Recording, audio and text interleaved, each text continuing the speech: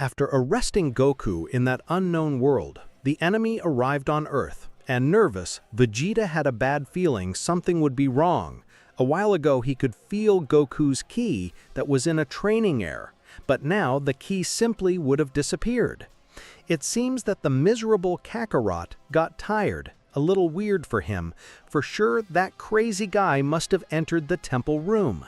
Vegeta was at a festival with his family and did not realize that someone was watching.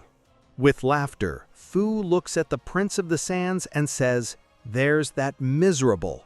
If I'm not mistaken, it must be the strongest after Gohan.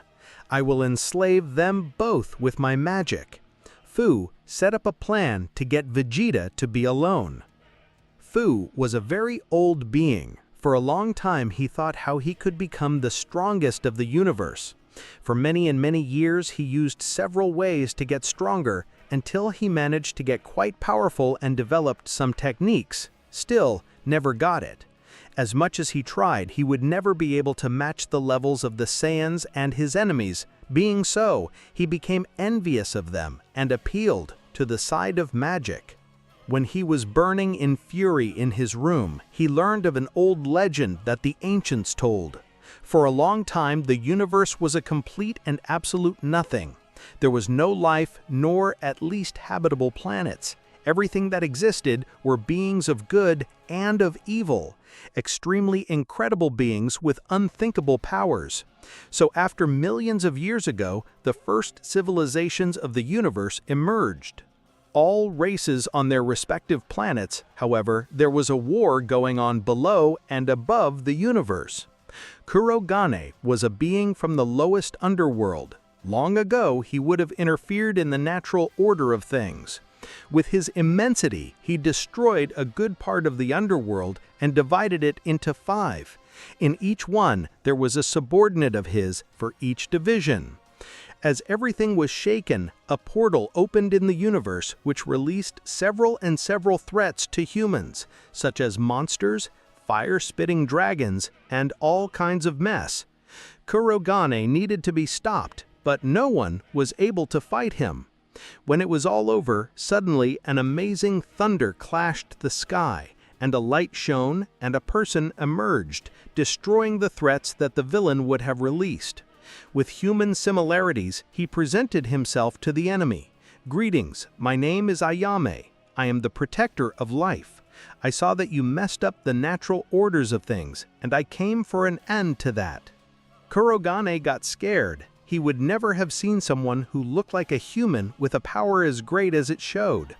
As expected, Kurogane did not give up, and the warrior of light faced the monster and managed to leave the edge of death. Yami extended his sword and put an end to the existence of the villain.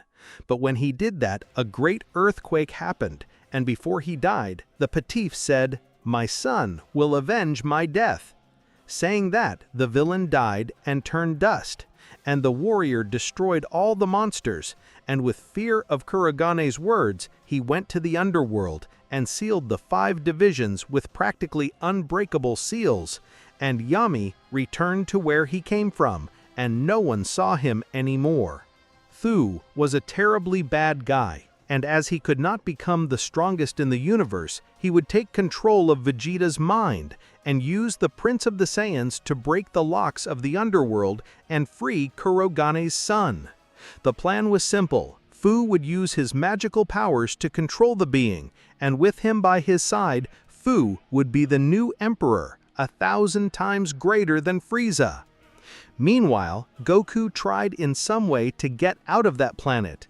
He looks around, but sees nothing but an inhospitable place and full of darkness, until Goku looks far away and sees a temple. He realizes that in that temple there was a place for training, so he looks up and realizes that the sky of that planet was completely black. Well, but what is this? Where in the hell am I after all? The Saiyan did not know, but the perverse Fu would have locked in the black dimension, a dimension of darkness and negativity. Years would pass, and Goku would very likely go crazy, and would begin to show traces of coldness and malignity. But there was a way to get rid of it before the Saiyan became a monster. However, trying to do this could result in the total molecular destruction of his body, and Goku would be annihilated before getting out of that place.